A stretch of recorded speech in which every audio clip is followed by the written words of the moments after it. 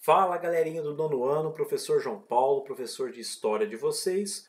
Hoje o professor está aqui para mais uma aula que foi organizada em formato de vídeo para a gente finalizar, dar sequência sobre o estudo da Era Vargas. Lembrando que vocês já tiveram a oportunidade de estudar parte desse conteúdo nas aulas anteriores, inclusive fez aí algumas atividades sobre alguns períodos da Era Vargas, como o período provisório, o período constitucional, a Era Constitucionalista, né? E agora o professor vai dar sequência ao nosso estudo da Era Vargas até o fim do Estado Novo, tá? Depois o Getúlio Vargas vai voltar na política, mas nós hoje nessa aula nós vamos estudar até os anos seguidos de governo contínuo, governado aí por Getúlio Vargas em 15 anos aqui na nossa República. Tudo bem, pessoal? Aqui nosso professor trabalhou com vocês essas informações lá nas aulas anteriores, relacionadas aí à entrada de Vargas na nossa República como nosso presidente, ok? As características do governo provisório, as características constitucional, o direito da mulher, que ganhou o voto, como vocês perceberam, trabalhistas, surgimento de alguns partidos políticos, como a Ação Integralista Brasileira, ok, pessoal? Depois, partidos como a Aliança Nacional Libertadora, alguns partidos de direita, partidos de esquerda, como vocês tiveram a oportunidade de estudar essas características nas aulas anteriores.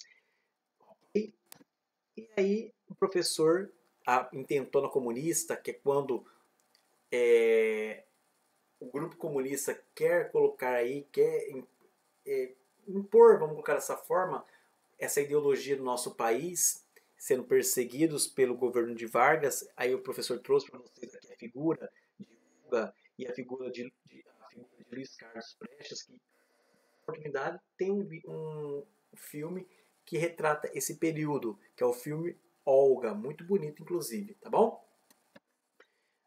Eu trouxe essas imagens para vocês. Ah, não, perdão. Nós vamos começar agora a sequência da nossa aula sobre a Era Vargas, tá? 11 de 6 de 2020, Era Vargas, Estado Novo. O Estado Novo que teve como característica de 1937 a 1945. Tudo bem, pessoal? O professor trouxe para vocês aqui umas imagens que caracterizam o perfil desse Estado Novo. Por exemplo, Getúlio Vargas, o gesto de carinho, que está vestido aqui, logo nós podemos saber que são estudantes, estão todos uniformizados, ele fazendo esse carinho, mostrando que ele é amigo da criança, amigo da escola, ok? Nós temos aqui Vargas aqui com outras crianças também, né?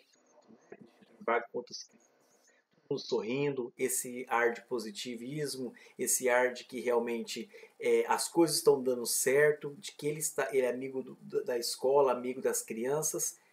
E nós temos aqui um movimento que estão estampando aí uma faixa o seu posicionamento a favor de Getúlio Vargas. Olha lá, o trabalhador também tem o seu lugar no Estado Novo. Então, são características que nós vamos perceber adotadas aí pela política de Vargas, que vai gerar aí toda essa propaganda que vocês estão analisando. Tudo bem? São principais características do período. O Estado Novo, tá bom, pessoal? Em 1937, surge um documento falso criado por aliados políticos e pelo consentimento de Getúlio Vargas, óbvio, titulado como Plano Cohen. O que significa isso, professor? Presta bem atenção.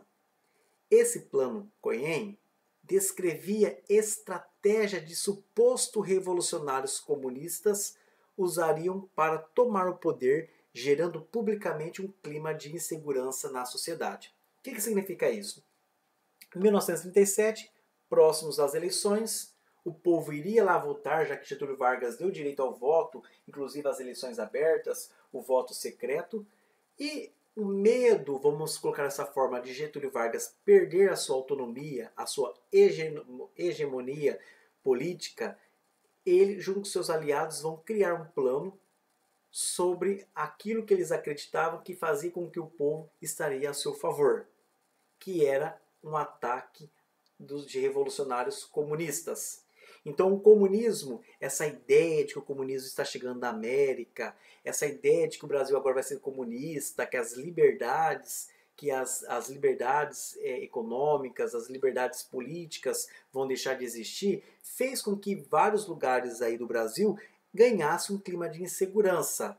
Então, olha a consequência desse plano falso, desse fake news aí do plano Cunha.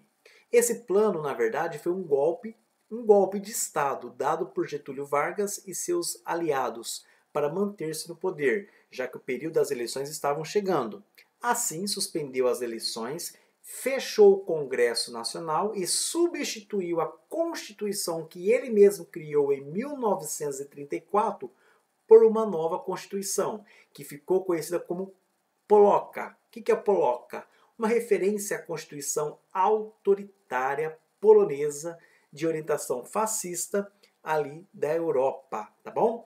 Então, esse golpe, vamos colocar dessa forma, é um golpe que dá início a essa imagem aí de Getúlio Vargas autoritário, esse Getúlio Vargas que vai se entrar em contradição pela o seu perfil em outros períodos aí da era Vargas, como por exemplo o período da provisório e o período constitucionalista. Então esse plano, segundo os historiadores, mas aí a maioria dos historiadores podemos considerar como o início do Estado Novo.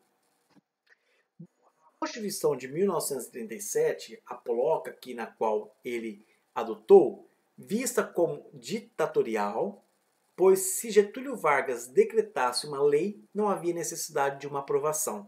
Então o professor trouxe para vocês analisarem que olha o perfil autoritário que Getúlio vai passar a assumir dentro do Estado Novo. Qualquer medida provisória, qualquer lei que o presidente Getúlio Vargas criasse, não precisaria ser aprovada. Então ele teria aí uma grande concentração de poder em suas mãos. Getúlio Vargas adquiriu, nesse período, há muitos poderes dentro da nossa república. Ele nomeava juízes, é ele que nomeava governadores dos nossos estados, é ele que nomeava políticos do alto escalão da nossa república. Sua forma de governar nesse período tinha coincidência, uma simpatia aos governos totalitários da Europa, como por exemplo o fascismo italiano e o nazismo alemão. Então, nesse período, Getúlio Vargas começa a adquirir umas práticas autoritárias sobre a influência do nazismo, sobre a influência do fascismo dentro da Europa. Então ele tinha uma certa simpatia a esses sistemas autoritários que eram governados à mão de ferro, ok? Tanto é que ele entregou Olga, esposa de Luiz Carlos Prestes, para os alemães, que depois os alemães levou ela e castigou ela nos campos nazistas, já que ela era uma figura muito procurada dentro da Alemanha por ser uma defensora aí do comunismo. Tudo bem, pessoal? Getúlio Vargas, no setor econômico, criou um planejamento à política de industrialização e a criação das primeiras empresas estatais, como a Petrobras, por exemplo. Então, presta bem atenção que vai cair uma pergunta dessa lá na atividade no Forms. Quais são as características da política aí de Getúlio Vargas relacionadas ao setor econômico? Gente, Getúlio Vargas vai ser um cara mais contraditório dentro do Estado Novo. E uma hora ele apresenta uma figura negativa, autoritário, que não respeita as opiniões, as diferenças políticas, um político aí com um posicionamento fascista, nazista, mas ao mesmo tempo ele cria um programa de desenvolvimento do Brasil importantíssimo, que fez com que de fato o Brasil avançasse aí dentro do seu plano do Estado Novo. Então, dentro do setor econômico, ele criou o planejamento, a política da industrialização, criou empresas estatais. O que significa empresas estatais? Significa empresas do Estado, recursos, dinheiro público que vai investir aí em empresas que vão promover aí o progresso, vão promover algumas atividades industriais dentro do Brasil, como a nossa Petrobras. Tá bom? Criou-se nesse período também a indústria de base, que são empresas estatais também, essa que o professor trouxe como exemplo. O que é a indústria de base? São indústrias que produzem matérias-primas e peças para outras indústrias. Exemplo, Companhia Siderúrgica Nacional, que produzia o aço, e a Companhia Vale do Rio Doce, que produzia aí o ferro, né, o minério de ferro. Esses dois exemplos aqui, pessoal, de indústria de base, são importantíssimos. Essa indústria de base é a indústria que vai promover a infraestrutura para outras atividades industriais no Brasil, com o objetivo de nós tornarmos menos dependentes ao mercado estrangeiro. Então, essas duas empresas foi importantíssima, porque o ferro vai se transformar em aço. E o aço, nós sabemos que é a base industrial para muitas indústrias dentro do Brasil. Tudo bem, pessoal? Então, a criação dessas duas empresas estatais aqui foi importantíssima e marcou aí uma das grandes características do setor econômico da era Vargas. As questões sociais. O perfil do Estado Novo, o perfil de Vargas no seu planejamento em relação às questões sociais. Getúlio Vargas procurou diminuir os crescentes conflitos entre patrões e empregados, para desse modo manter o controle político do país. Então, Getúlio Vargas, inclusive, eu vou aproveitar a oportunidade, tem uma metáfora que eu acho muito bacana que fala bem como era o perfil adotado por Vargas nesse período. Ele era pai dos pobres, porque criou aí uma série de direitos a mais do que ele já tinha promovido lá na Constituição de 1934, que ganhou, inclusive, dentro do Estado Novo, o título de pai dos pobres, porque ele ouvia a classe trabalhadora, a classe mais pobre, ele criou direitos importantes, mas ao mesmo tempo também ele era mãe dos ricos. Então, pai dos pobres, mas mãe dos ricos. Por que mãe dos ricos? Porque ele também não deixava insatisfeito a camada elite, a camada que tinha uma grande influência política também e econômica dentro do nosso país. Então ele fez aquele jogo da boa vizinhança, como a gente costuma caracterizar. Criou em 1943 a Consolidação das Leis do Trabalho, a famosa CLT. O que é CLT? Consolidação das Leis do Trabalho. Qual é o perfil desse documento? Esse documento, além de reunir e sistematizar as normas já existentes sobre o trabalho, introduziu novos direitos e regulamentações. Então isso ele criou aí esse regime que até hoje é vigente dentro do nosso país. Tá bom? Lógico que teve algumas reformulações, mas muitos trabalhadores você pode perguntar para os pais de vocês, para as pessoas mais próximas de vocês aí, adultos, se você perguntar que regime que é o seu trabalho, muitos vão falar assim, eu sou do regime CLT. CLT significa aí essa consolidação das leis do trabalho criado por Getúlio Vargas no período do Estado Novo. Gente, Getúlio Vargas fez campanhas de popularização da sua imagem, feitas pelo Ministério do Trabalho como protetor dos pobres e da classe trabalhadora, pai dos pobres. Mas olha o segredinho para vocês aqui. Não foi só pai dos pobres, porque pai dos pobres seria aquele que iria pegar mais. Né? Na publicidade, pessoal, se falando do marketing pessoal, ser pai dos pobres realmente ia pegar mais, positivamente. Mas não foi só pai dos pobres, também foi mãe dos ricos, como muitos críticos afirmam. Então, nesse período do Estado Novo, ele vai se preocupar mais com a sua imagem, essa maneira de estar mais próximo do povo, da classe aí trabalhadora, criando imagens positivas sobre Getúlio Vargas, amigo do povo, pai dos pobres e assim por diante. Criou aí, pessoal, para fazer essas imagens positivas, ele criou a Hora do Brasil, que hoje é a Voz do Brasil, com foco positivíssimo, aí, o positivismo do governo. Então ele criou esse programa de rádio, tá? Que era antes chamado de A Hora do Brasil, agora a Voz do Brasil. Se você ligar de manhã ou ligar aí por volta das 18 horas, todos os dias tem esse programa de rádio em que todas as emissoras param para falar sobre a Hora do Brasil, falar um pouquinho sobre o que está acontecendo dentro da nossa política, os investimentos, o que foi criado de leis novas, enfim. Então esse programa ainda existe até hoje. Criou, gente, o 1º de maio, Dia do Trabalhador. Olha que legal, Getúlio Vargas criou um dia em que os trabalhadores vão ser homenageados, os operários vão ser homenageados, um dia para que realmente ele tivesse mais próximo desse trabalhador, dessa classe operária que está crescendo dentro do Brasil, reunindo multidões para ouvir os seus discursos do presidente. Então ele aproveitava o 1º de maio para fazer um comício, fazer um ato positivo ao seu governo.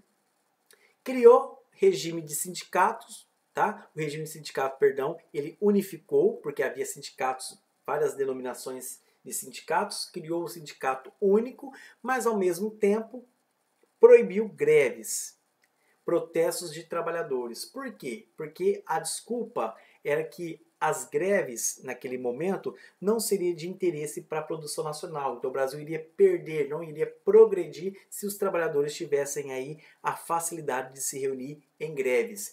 Porém, pessoal, nesse período vai surgir muitos resistentes, muitos trabalhadores que vão sim se organizar, vão sim buscar aí uma representação dentro do governo e vão se destacar, vão criar futuramente vários partidos com dominações que representa o trabalhador, como o PT. O PT foi criado nesse período aí, nesse contexto, que é o Partido dos Trabalhadores. Então vai surgir várias figuras de pessoas que vão lutar para ter representatividade, mesmo com a proibição e a diminuição dos sindicatos. Tudo bem?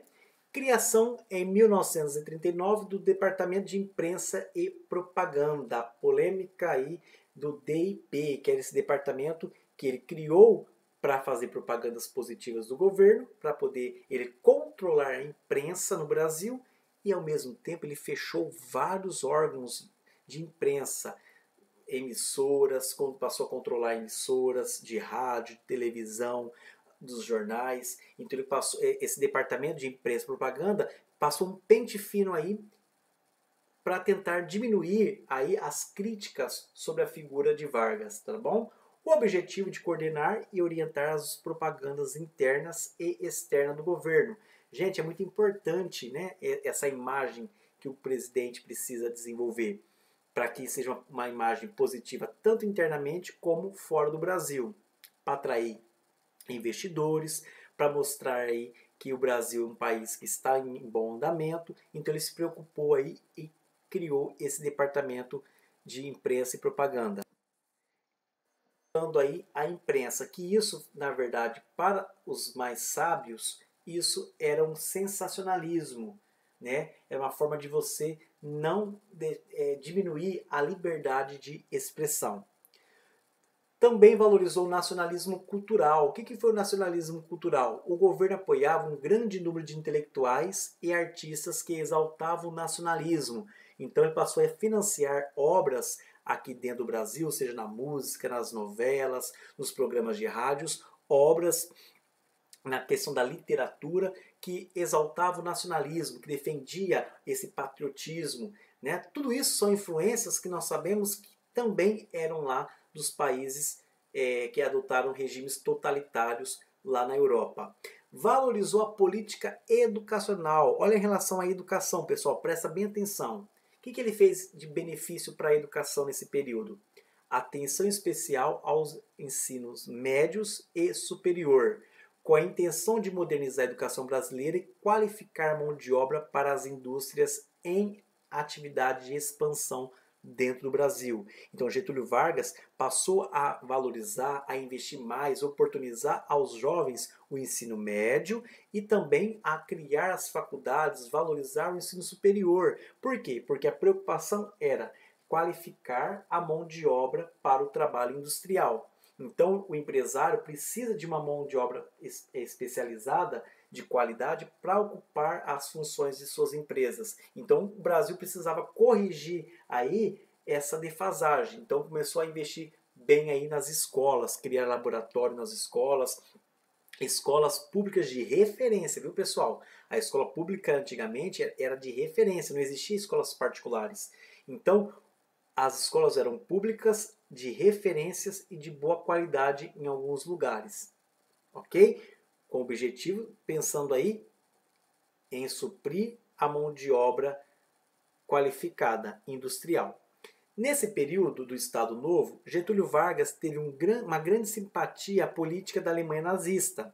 Entre 1935 e 1937, antes de explodir a Segunda Guerra Mundial, que foi em 1939, Clássio, o governo Vargas assinou acordos comerciais pelos quais a Alemanha se tornava uma das principais parceiras aí econômicas do Brasil.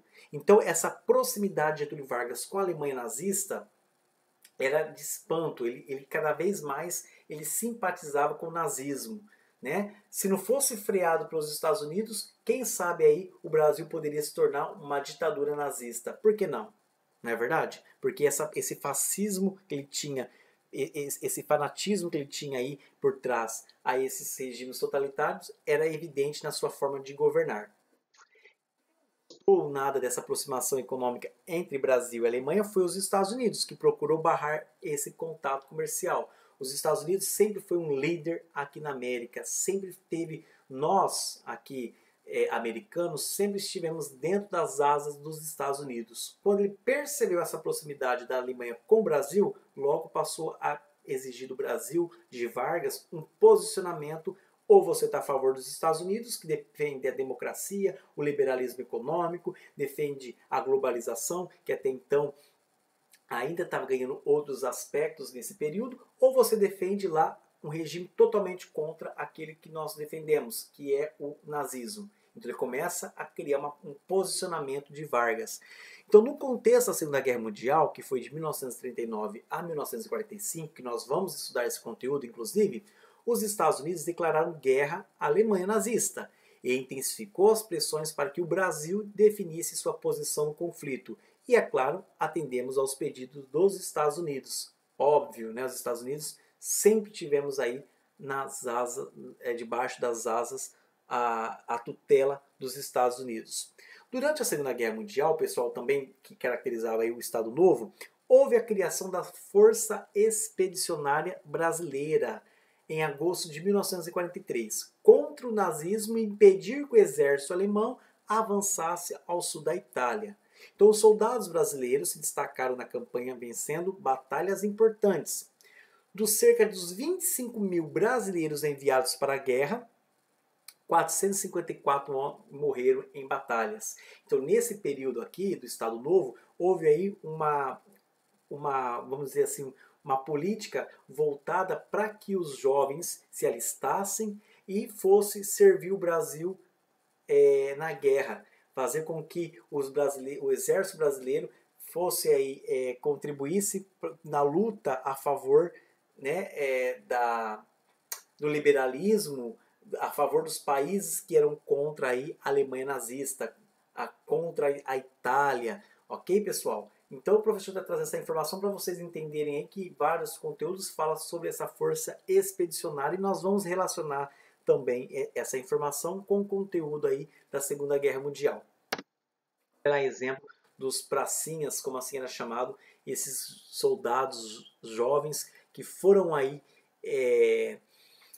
lutar a favor do Brasil, a favor dos Estados Unidos, a favor da ideologia do liberalismo, né, que era contra as ideologias da Alemanha nazista. Tudo bem? O professor não vai ficar explorando muito, porque nós vamos trabalhar a Segunda Guerra Mundial, provavelmente entra aí essa parte também.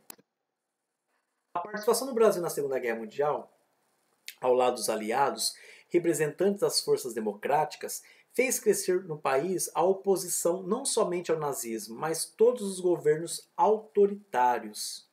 As críticas acabaram atingindo o próprio governo, que desde 1937 mantinha a população sob regime ditatorial. Não era aquele regime declarado, mas a forma com que Getúlio Vargas governava, o fechamento do Congresso, a criação do Departamento de Imprensa e Propaganda, a extinção de várias emissoras, de vários jornais, o controle aí para que a liberdade de expressão não fosse forte. Tudo isso dá a entender que nós vivemos sim sob uma ditadura. Tudo bem, pessoal?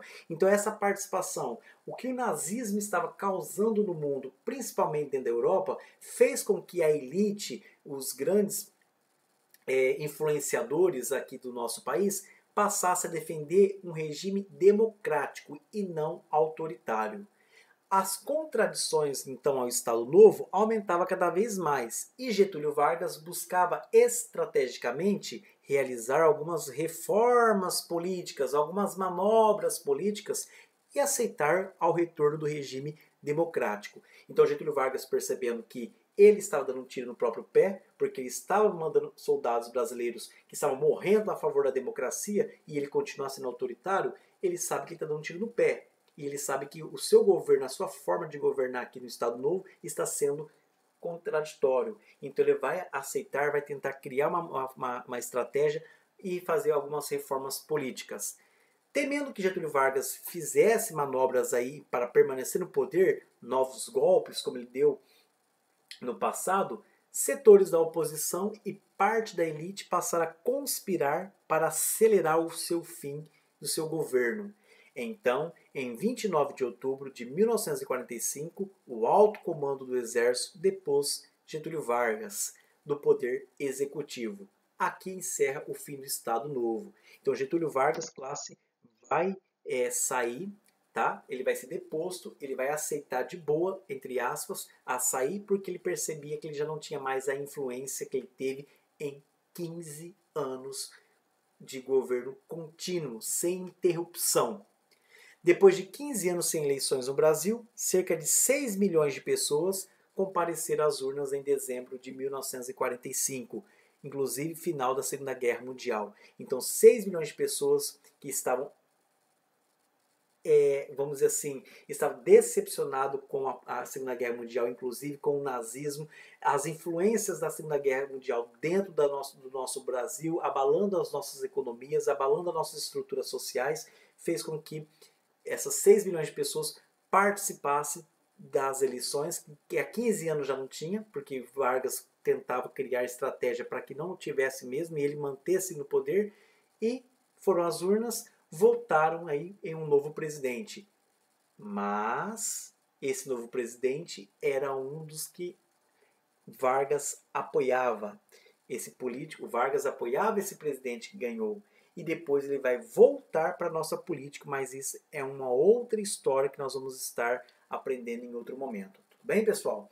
O professor fez uma leitura, uma interpretação de textos e imagens com vocês aqui, para vocês saberem um pouquinho das características aí do Estado Novo, pessoal. Então, não entendeu muito bem, achou que o professor falou rápido demais, achou que os textos não são tão assim para vocês conseguirem somar mais, o que vocês fazem? Aquela dica, vocês têm toda a liberdade de buscar mais videoaulas no YouTube, vocês têm liberdade de pesquisar na internet. Eu penso que essa aula ajudou muito vocês, porque vocês já vêm com essa rotina de estudos, a gente fazendo uma leitura juntos, interpretação, discutindo, eu penso que ajudou muito vocês. Mas se vocês tiverem dificuldades, achar que precisa de mais informações, vamos pesquisar na internet, vamos aí somar com mais conteúdos. Tudo bem, pessoal? Não deixe de registrar as observações de vocês no caderno para que vocês possam responder melhor as atividades lá do Google Forms. E, brincadeira à parte, o coronavírus que lute, porque nós não vamos parar o nosso conteúdo, nós vamos sim, ainda mais, estudar ainda mais, para que nós não perdemos mais conhecimento sobre a história da nossa república. Tudo bem, pessoal? Então, qualquer dúvida que vocês estiverem, o professor está à disposição. E, pessoal, vamos se dedicar, porque esse é o último ano de vocês, vocês já estão entrando no segundo bimestre, logo, logo está acabando o ano e nós não podemos ser mais prejudicados. Então, o professor está preparando aulas, videoaulas, os professores estão preparando aqui muitas aulas diferentes, está sendo muito bacana, mas precisa que você também faça a sua parte, tudo bem? Beijo no coração de vocês e bons estudos!